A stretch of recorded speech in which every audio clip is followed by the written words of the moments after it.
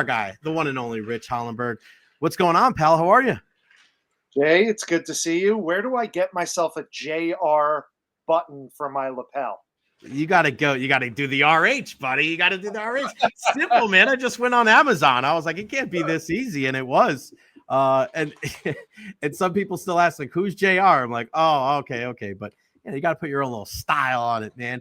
We're going to talk about, I was mentioning it before, the break-in, breakthrough for sportscasters aspiring or in the game right now. I tweeted out the link just now as well.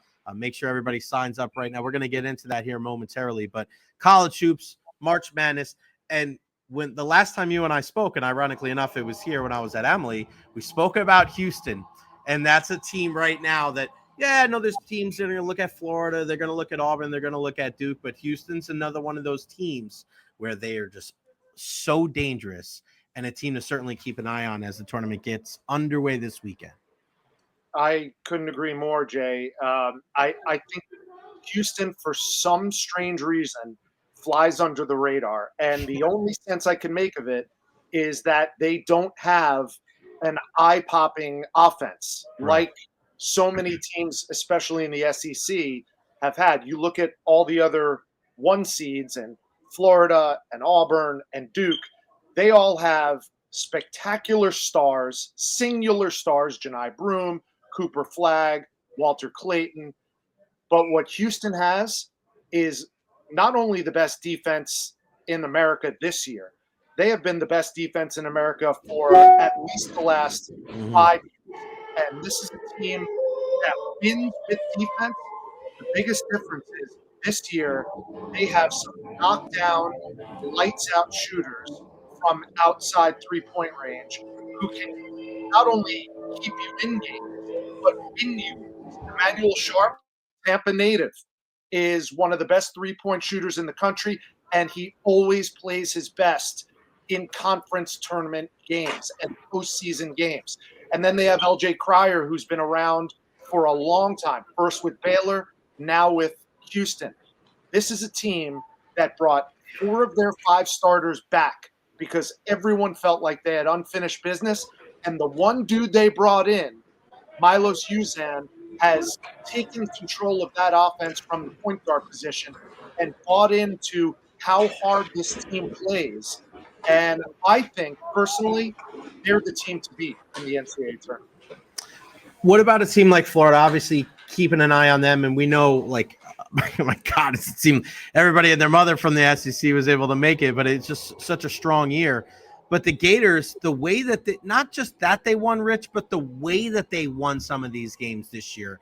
I know if you're a Gator fan, you're probably as optimistic as you've been since the back-to-back teams, right? I mean, this is they're on that short list to win it all. Yeah, Mike White's team, I think it was his second year in Gainesville, went to the Elite Eight and had a good chance to go to the Final Four. But I think anybody who follows Florida basketball would say the same thing that you just said, that there weren't these kind of expectations at the beginning of the year. But this team right now is the best team in the SEC, if not playing the best in the country. And I think what you might come to find is what's haunted the Big 12 in the last few years when they were, I can't say undeniable, but arguably the best conference in basketball. You don't see a lot of those teams winning national championships. Kansas was able to do it. Baylor was able to do it in the COVID year. Just wonder, and this is what I'm wondering, was the SEC so good and the pressure and intensity so ratcheted up in the regular season and in that conference tournament in Nashville that just finished up on Sunday? Was it so good that there's going to be some kind of a drop-off now that we're in the NCAA tournament? I mean, Jay Billis has said it on record. He thinks that winning the SEC tournament is going to be harder than winning the NCAA tournament. So do things get easier for these schools in addition to, the Auburns and the Alabamas and the Tennessees? Or is there some kind of a letdown and some of the wear and tear that these teams went through in the regular season gauntlet is now going to have a negative effect on them when they play in the biggest tournament for anybody in the NCAA tournament. That's another reason why. Listen, Houston is hiding in plain sight. They lost one game in the conference this year, and everyone thinks SEC, SEC, SEC. The Big 12 was pretty damn good this year, Jay. So I wouldn't be surprised at all if all four of these one seeds advanced to the Final Four in San Antonio. Ironically enough, the last time that happened, the Final Four was in San Antonio back in, I think it was 2008. So I would not be surprised in the least if all four of these teams advance. Who's the hottest? Who's the healthiest? Those two H's, Jay Recher, are the two things that will decide who the national championship is. Well, we know Duke's not the healthiest with Cooper Flagg, but I think it was pretty impressive that they were still able to win the ACC tournament, beating Louisville. Really funky end of that game between Louisville and Clemson. But I don't know. I think sometimes we look at these teams and you think, right, they have that one big star, then they forget to. I mean, Duke's got some other really, really good players on there too. Probably two other guys that are going to be possible first round picks too. Where do they kind of fit in? I mean, it really is all dependent on Cooper Flagg, but there is still talent there. I think some other Duke teams maybe have been a little bit more top heavy in years past, where if a guy went down. But I think John Shire's club is maybe I don't want to say underrated, because you're not going to be underrated for a one seed, but I feel like they're a difficult team to judge in comparison to some of these other clubs. Well, I think the big question is Cooper Flagg. He'll play, especially with everything given what's at stake. But how much and how good is Cooper Flagg going to be? One thing that bodes well is in the semifinals and the finals, that team played really well without him. That was kind of a rallying cry. You mentioned Tom Crean is like the Dalton Connect of this year in college basketball. Malawach is a force in the middle. They've got lots and lots of pieces. And the biggest thing about Duke is they are really good on the offensive end of things. But this might be the best defensive Duke team that we've seen in a long time. So while the SEC was so amazing, while I just finished falling all over myself telling you how great Houston is, I think this could be the most evenly balanced top four teams that we've seen in a long time. I don't think anybody could be or would be shocked. Auburn, Florida, Houston, or Duke cut down the nets in that first weekend because they're all four outstanding teams. And I think there is a pretty decent separation between those four and the two seed and the three seed. St. John's, I want to ask you, we'll get to Auburn in a second. I want to ask you about Auburn, but St. John's, to me, I mean, I grew up watching St. John's, right? Like, that's the team. My dad told me about St. John's. I grew up watching Big East basketball. Like, it's just, there's nothing, I can't compare anything else in sports to the Big East tournament every year, because that, to me, some years was more entertaining than the NCAA tournament. You just never knew what was going to happen. You were going to see a 3 overtime game. You were going to see some incredible shots. You were going to see physical play. You couldn't even play in the tournament if you weren't physical. And now here comes Rick Pitino in the white suits, and here comes Rick Pitino battling. I mean, what kind of chance do they have? Like, is this a team that are they built for March Madness? I think they are, in the sense that they are a classic Rick Pitino team on the defensive side of the ball. Right. I think they are elite defensively. What I'm not so sure about is their shot-making ability. Mm-hmm. And if you're going to run up, especially in the second weekend, if you're going to run up against a team, and forgive me for not knowing this off the top of my head, I don't have a bracket in front of me, who the number 1 seed is in that region. Right. If you're going to run up against a really good defensive team that has an equally good offense, how is St. John's going to match up with that? Good point. They'll lock you down. They'll keep the game in the 50s and 60s. But like I said, the biggest separator for a Houston team this year versus other years is they can score now, inside and outside. And I'm not 100% sure if the St. John's Red Storm can match that type of offensive output that these other elite teams can on both sides of the basketball. Yeah, it's a great point. And I was having this conversation with somebody the other day. They were like, well, this team works hard. And I'm like, that works in the regular season. But when you get into the playoffs, everybody works hard. Everybody works hard. And then they have talent. And then they have great coaching too. And I guess that leads me into asking you about Bruce Pearl and Auburn. I know it's about the players on the court, but there's just something about him. He went on ESPN the other day talking about how tough his guards are, being able to go down low. He says his bigs can guard guards out in the open floor. Is he an X factor? Like, I know that we talk about Broom, you talk about the players, and obviously how well they did in the SEC this year. But how much does a guy like Bruce Pearl and a coach factor into March Madness? Well, listen, I've known Bruce for years. He's become a friend of mine from when he was in between coaching jobs at Tennessee and now at Auburn. We got to work together a lot at ESPN. And I think it doesn't really matter what I say about Bruce. It's what other coaches in America say about Bruce. He is one of the finest tacticians in all of college basketball. So, yes, I think to your point, he is a difference maker. But Kelvin Sampson, to me, is a Hall of Famer without the Hall of Fame title. Right. And certainly Todd Golden still has to earn his stripes. He's a super young coach, but elite offensive mind. And John Shire, same thing. They haven't earned their stripes yet. Right. Not saying that they won't, because the guess is that they will. But the one X factor I'll tell you about that Auburn team, and this goes back to you saying you grew up watching Big East basketball. I did too. I'm a Jersey guy, and they have a Jersey guard, Tahad Pettiford, who is not afraid of the big moment. Right. He's a McDonald's All-American. He hasn't played great in the last few games.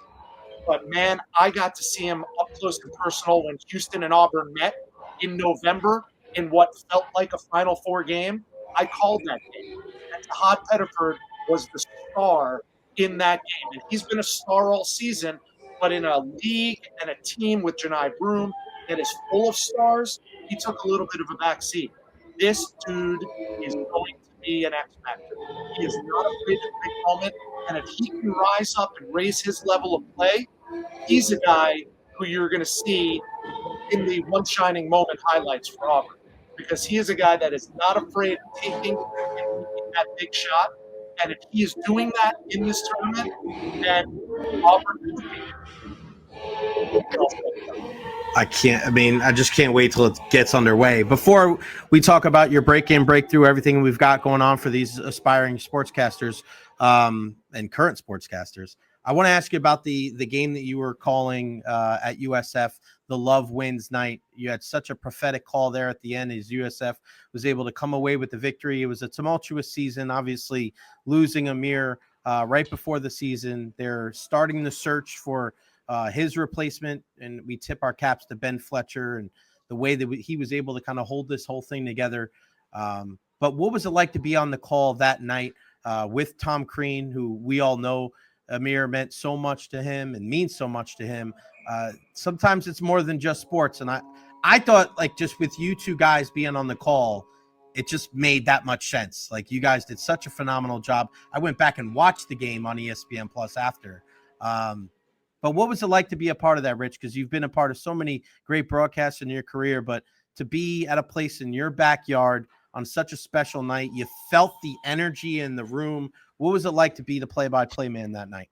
Well, Jay, it was humbling and an honor, to be honest with you, that my bosses at ESPN tapped me to do that game. On paper, USF Temple on a Thursday night doesn't sound all that meaningful, but your audience knows, certainly I know, and Tom Crean absolutely knows what that night meant for Amir's family, for the people close to him, for that program, for that university. It was one of the more memorable games that I've ever called, and I've been doing this now 17 years with ESPN. Way too often you talk about goosebumps. and goosebump moments and things Mhm. like that.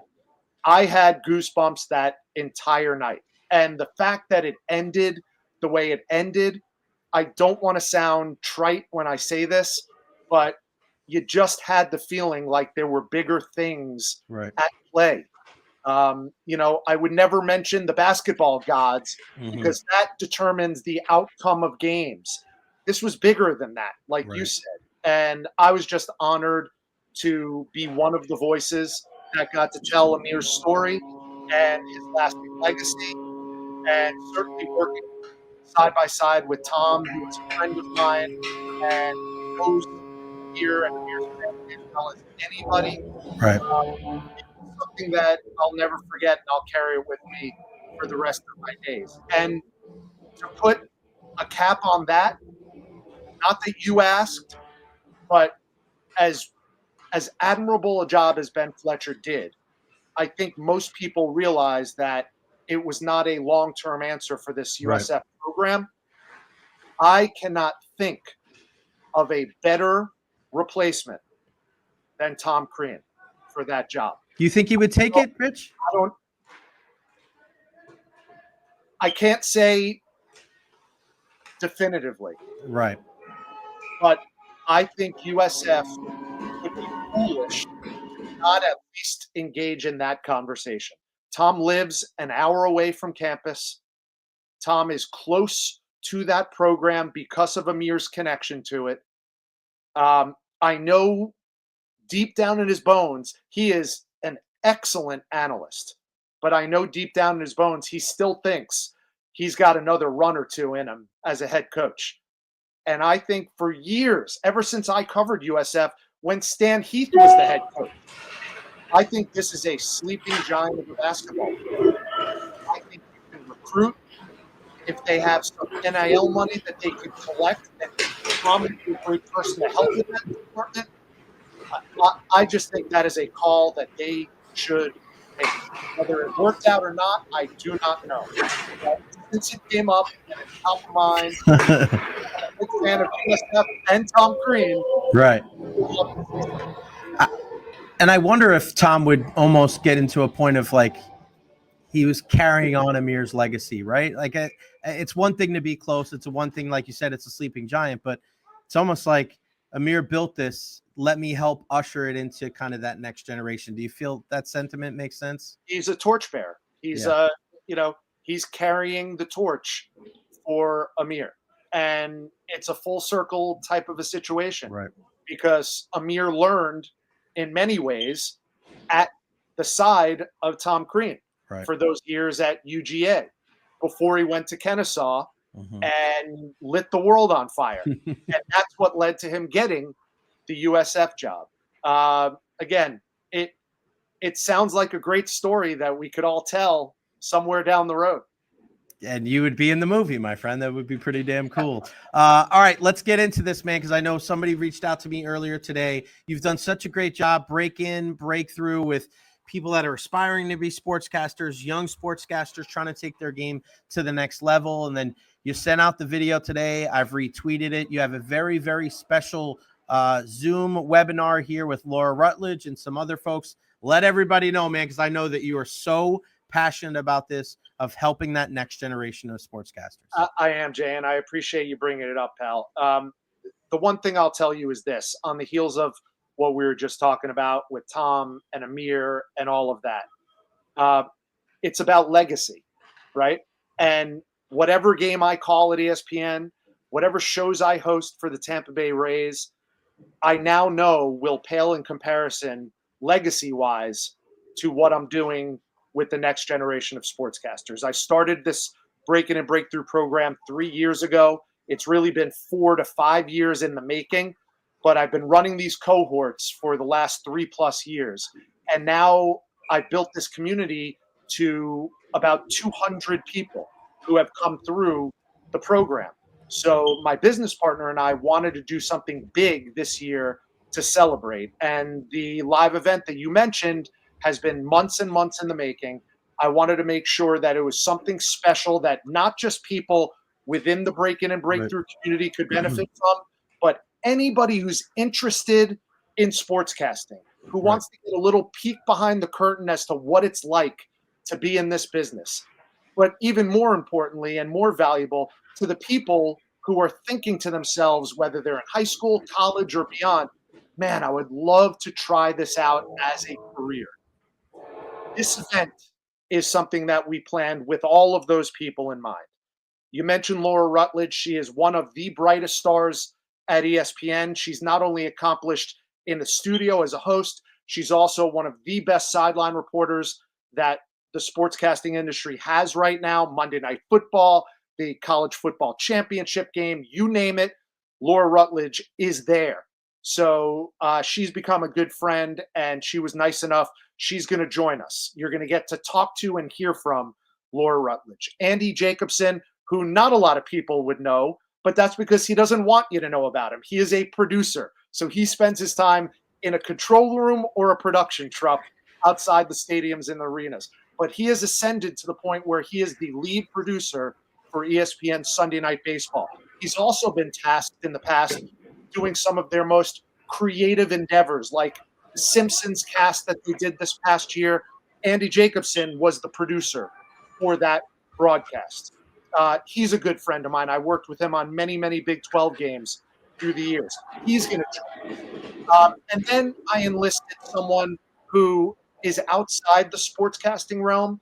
But, Jay, one thing that I've learned more than anything in this 3-year process of hosting these break-in and breakthrough cohorts is that the biggest takeaway people get has nothing to do with what you do or how you act on air. It's how you handle gaining confidence, how you deal with adversity and anxiety and nervousness and failure and things like that. And in that sense, I wanted a voice outside of sportscasting to speak directly to that. And Andrew Deutscher is someone I've known for over 30 years. And I've watched him build his brand in the life coach space to the point where anybody can benefit from what he has to say. But he is going to be on this call as well for sportscasters to specifically ask him questions and get answers as it deals and pertains to our industry. So I think it's a murderer's row, if you will, of dynamite guest speakers. And I'm just glad that we're pulling this off. I don't know how it's going to work, but that's the best and most exciting thing about it. Sometimes you just got to try and see how it goes. And the fantastic thing about it is that registration literally opened today at 8 o'clock this morning, and I've already been flooded with people signing up for it. So I'm super grateful for that. We have 6 weeks to register, but there's a limited amount of spaces available. So for anybody watching and listening right now, if you want to sign up, I made it as affordable as we can. A portion of the proceeds are going to go to the Dick Vitale Pediatric Cancer Fund. Dick is a dear, dear friend of mine and an inspiration to so many. So I wanted to have a philanthropic piece to this. Right. So a portion of the proceeds are going to go to that. So know when you sign up for this, you're also signing up for doing a good deed and raising money for pediatric cancer awareness. But the fact is that there are limited spots available. So if you're thinking about it, if you're curious about it, sign up as early as you can to reserve your spot, because at some point, if the interest level continues on the pace it has been for the last handful of hours, we're going to have to close off registration a lot earlier than I anticipated.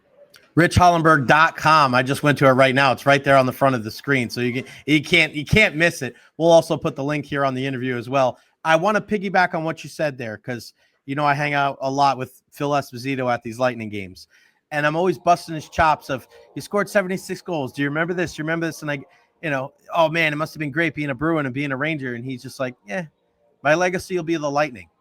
And I go, Phil, you scored 700 goals. He goes, yeah, but I'm proudest of being the guy that brought the Lightning to the NHL. Right. It was about the legacy of what he was able to leave and the impact that he had on others, rather than the amount of times that he was able to win the Stanley Cup or put the biscuit in the basket there. So I totally get what you're saying right there. I want to ask you about that rewarding feeling, though, Rich, to be able to, and I see you take pictures with youngsters around the country at these random games. You know, you're a dad, you're a husband, you've done a lot of great things. You've called games. We just spoke about the Amir game. But when you have those young people still trying to figure out what they want to do in their life, come up to you and say, you've impacted me in this way. I mean, can you put that into words? It just seems like a feeling that, you know, when you close your eyes, you think about it, it's just like, there's just nothing better than that. Yeah, it is. And the reason that I started it was, simply put, there is a severe lack of feedback that we get in our business. And I say you're in the same business as me if we look at it in totality. Right. We're in the sports media business. And most people think, oh, if I only get to this level, then I'll have it made because my bosses will take care of me and they'll help make me better. And then if I get to the next level, it's going to be even better than that. And nothing could be farther from the truth, Jay. Right. You get more feedback when you're just starting out than when you climb that proverbial ladder. And even then, you don't get a lot of feedback. But that doesn't mean that you have to succeed or climb that ladder on your own. I stand on the shoulders of so many people who I consider colleagues, mentors, friends, inspirations. And so I wanted to be a small part of that for the next generation. Right. And it's all about paying it forward. And now I'm at the age, you know, where I don't feel like, well, I'm on the back nine of my sportscasting career, so I got to come up with something else to do. I still feel like I have some things to say and some advice and teachings to offer. And why not do that while I'm still in the prime of my career instead of wait till that's over and have to do it from a rocking chair? So you're absolutely right. I mean, I love doing it. Does it take a lot of time? Yes. Time is my most valuable asset. But that's one of my first lessons that I teach in my cohort. If you are not willing to make those kind of sacrifices, to work at night, to work on the weekends, to work on the holidays, to miss birthday parties and baseball games and things like that, then guess what? You're not cut out for this industry. Go find another job where you work 9 to 5 and you have off on the weekends and a couple of weeks of vacation. But if you're in it for the right reasons, because you love it and you can't imagine doing anything else as you're living, then sportscasting is really, really rewarding. I don't feel like I work a day in my life with this job, and I feel the same way hosting these cohorts. I do it on Sunday nights. I could certainly be kicking my feet up on Sunday night with a glass of wine with my wife or hanging out with my children. Right. But instead, I spend a good portion of my Sunday nights with the up-and-comers in this industry, and I wouldn't trade it for anything. Yeah, you bring up a great point because you meet a lot of people early on in the industry. Everybody loves sports. Everybody says they want to do it. But then as the years go by, people drop off because the dedication. You got to be willing. Everybody's smart. Everybody's talented. Everybody loves sports. But who's going to be willing to show up early, stay late, and go that extra, do those extra little things that nobody else is willing to do? And, that's why I got into play-by-play. USF, I did 2 baseball games over the weekend. And one of the first people that I reached out to get advice on to do stuff like that is Rich Hollenberg. I reached out to Dave Michigan, and I reached out to Rich Hollenberg and the late great Dave Wills and Andy Freed. And yeah, we're all in this together, man. The sports media crew. And this is just so great. I'm so happy that you're doing it. We're going to have you on again, Rich, right before launch there in April. But again, richhollenberg.com. Go there. All the information about what Rich is doing, break in and break through. They have the sign. Go sign up now. You better. And we'll retweet the link pretty much every freaking day until that event comes out. But Rich, appreciate your friendship, your mentorship, and all that you're doing for the next generation of sportscasters and your time today talking some college hoops, my friend. Thank you so much, and we'll talk to you again soon. Always appreciate it, brother. We'll talk soon. Thanks.